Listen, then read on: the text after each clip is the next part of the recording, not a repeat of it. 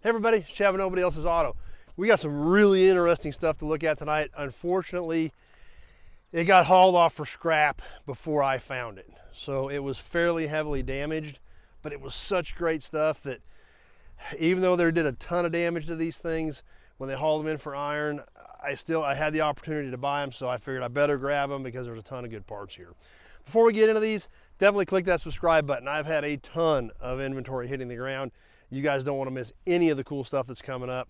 Cars, trucks, plus click that notification button. We do a lot of cool live stuff on here as well. You don't want to miss any of that. But what we've got tonight, like I said, both these cars, actually one car, one truck, both went for scrap. I don't know what happened. I didn't find them till after the fact. Fortunately, I found them shortly before they went into the crusher. A guy that I know pretty well, he called me when he seen them and said, hey, these things are pretty tore up, but I bet there's still some cool stuff here. So I went down and looked at them and was able to get something done on it before they just completely stuck them in the shredder and destroyed them. So don't have real high expectations for what we're about to see because the roofs on these are both heavily damaged, but they're such great vehicles with a ton of cool parts on them. And since even though these two aren't fixable, there's a lot of good pieces left on them, so I still had to save them. We're going to start off here with the remains of a Divco milk truck. Obviously, you can see a ton of damage to the roof. And along with this, a wagon, 1960 Chevy station wagon. Now, unfortunately, they got both these. They were just manhandled, thrown on, hauled for scrap.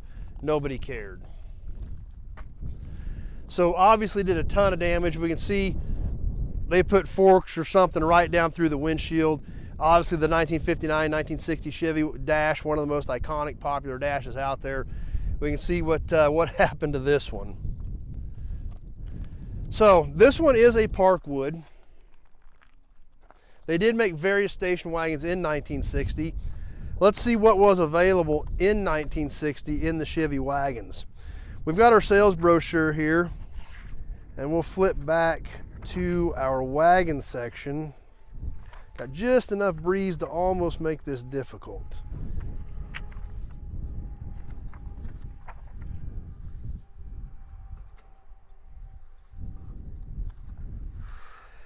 The 1960 station wagons, starting off with the Nomad. This was one of the fancier ones, powered by a 348 in this particular car with that grill emblem.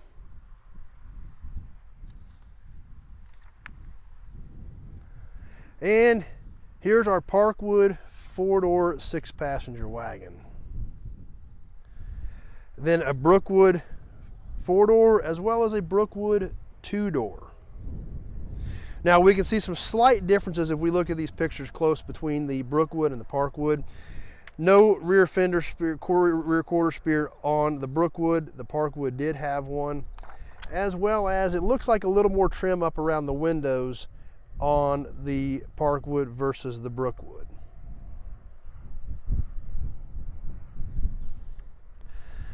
And then of course the Kingswood was a 9-passenger. So that shows us some of the differences in our 60 wagon. All kinds of interesting 60 information in these original sales brochures. Even the Corvair and the Corvette. But anyway, let's get back to the remains of this wagon and kind of get a little better idea of what is still left of this particular car. Now, most of the damage was limited to the front roof area, front door area, which there again, it stinks. However, this being a wagon, the rear area is still here. We can see where it does have some of this extra trim that we saw in the brochure, as well as some of the extra trim up here around the roof. We come in around the back, and it's kind of banged up. The tailgate is rusted out, but it's here. Fortunately, this stuff didn't get completely destroyed. There's a lot of the trim around the taillights still here and intact. You know, all of this stuff around the sides here, along the bottom of the tailgate. Some of it's banged up, but some of it's still definitely savable.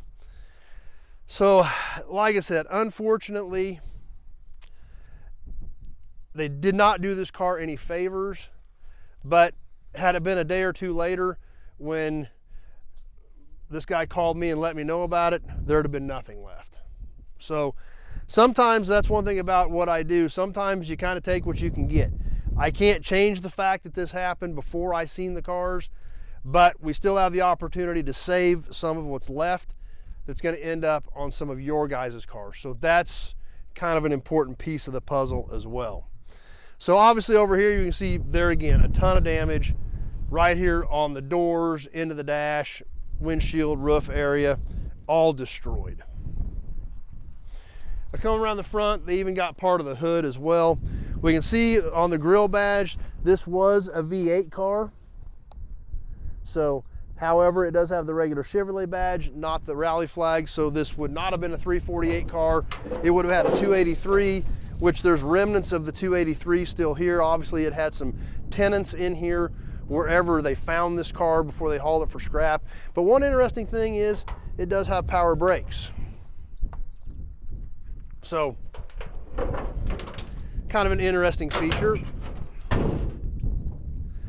So this is actually the second 60 Chevy wagon I have in stock. I do have one other one. We'll take a real quick look at that right now, and then we're going to check out this Divco. Here's the other 60. This one also a Parkwood wagon. And this car actually, believe it or not, had factory in-dash AC. I've got those vents, I took them out of the car, have them inside in dry storage to save those so that they're protected from the elements. But still a lot of bits and pieces on this one, a little bit straighter than the other one. You can click this link here to check out the full video on this 60 Parkwood as well.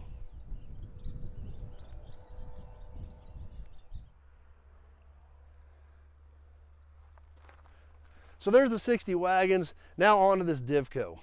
This Divco did come at the same time as the 60 wagon, and they did just about as much damage to the Divco as they did the wagon. So there again, to kind of work off the side of the truck, no use in crying over spilt milk on this dairy truck because this all happened before I got the call. So there again, we're saving what we can save.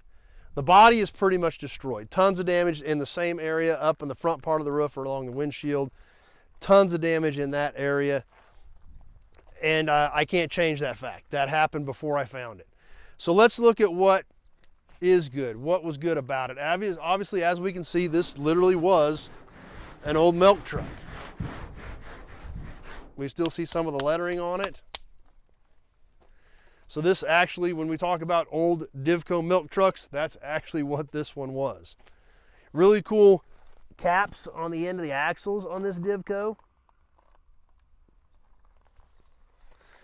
Now this truck was turned into a camper from what I can tell.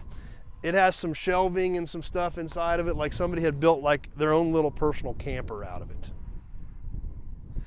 And back here we have a kind of a shelf built on the back bumper that looks like it was for tanks, like somebody had mounted a propane tank or two small propane tanks back here for their camper.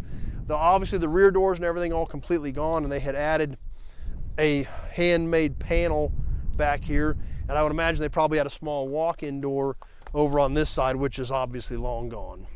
So apparently that's what happened with this truck, is it was made into some sort of a camper for somebody at some point. Over here we can see even worse damage, where we can really see how bad they tore up this roof. We can see more of the dairy over here though, which is kind of cool. And up here where they literally just kind of ripped this thing open. So this is pretty much obviously just parts. There's not really anything left to fix of this. They did a ton of damage to it. There is still bits and pieces here. We do still have the dash cluster in it over there on the other side. So there are still parts and pieces here. The front end was damaged, but not nearly as severely as the front of the truck was. The hood was here, but they dropped something, or probably just threw something on top of the hood when they haul it in and strapped more weight down on top of it. So the top of the hood is damaged, but it still has latches, handles, even this trim still intact on the sides of these hoods. You see the latch assembly in it. So there's still bits and pieces. Had it been a day or two later, none of this would have been left. The grill is here. It's pushed down from where they dropped something on the hood, but a lot of that would probably come back out. The insert's kind of tweaked as well. The badge still here, and by some miracle, I'm not sure how, they did not break the hood ornament. I have no idea how that survived. We know obviously something big got dropped on the hood. It shoved this back. Somehow, by some miracle, that pop metal hood ornament did not get broken. That's beyond me, but it's a super cool piece, and I'm really excited that it didn't get broken. Left front fender here still looks pretty good. Front bumper still there and looks fixable. So there again, no use crying over spilt milk. This all happened before I even knew this car and this truck existed. So unfortunately, here's where they are at this point. Now, these things are really hard to find, and there's not a lot of them out there. So even in this condition, guys love these trucks. You can do so many cool things with these trucks, and finding parts for them is tough. So even in this condition, I had the opportunity to buy it.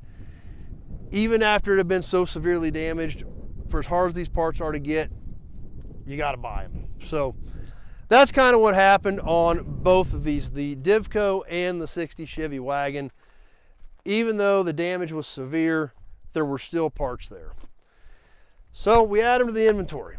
So I hope you guys enjoyed them, even though, like I said, it's heartbreaking to see it happen. However, a day or two later, there wouldn't have even been this much left. So they're here now, and there's things that people can use off of them. So if you got any questions about either one of these, you can always give me a call at 620-786-4428 and give me a shout out, talk about what you need. That phone call is so critical. Text, emails, messaging, none of that stuff ever gives me enough information. Year, make, model, body style, all of that stuff I need to know. I've got a couple thousand cars and trucks here on the ground, so as much information as I can get from you is super helpful when I come out here to see if I can help you with your project, or if you're looking for a specific project. All that information is super critical. So anyway, a lot of cool stuff happening. Hit that subscribe button. We've got a lot of cool stuff coming up. A lot of cool vehicles been rolling into the yard. You don't want to miss any of them. Check out some of the old videos as well, and check out some of the old iron we've got sitting here. We have a lot of fun doing this, cars, trucks, memorabilia, and we do a lot of cool live stuff. You don't want to miss any of that either. So anyway, stay tuned for more cool stuff coming up. Hope you enjoyed the unfortunate remnants of the 60 Wagon and the Divco, but like I said, we did save this much. So I guess if we want to look at it from the positive side of things, the glass half full, we did save parts that are going to save some other wagons and some other Divcos, even though we were a little late getting a hold of these and getting them saved. So stay tuned for more cool stuff. Thanks for watching, everybody. Hope you enjoyed the video, and we sure hope to see you soon on the next one.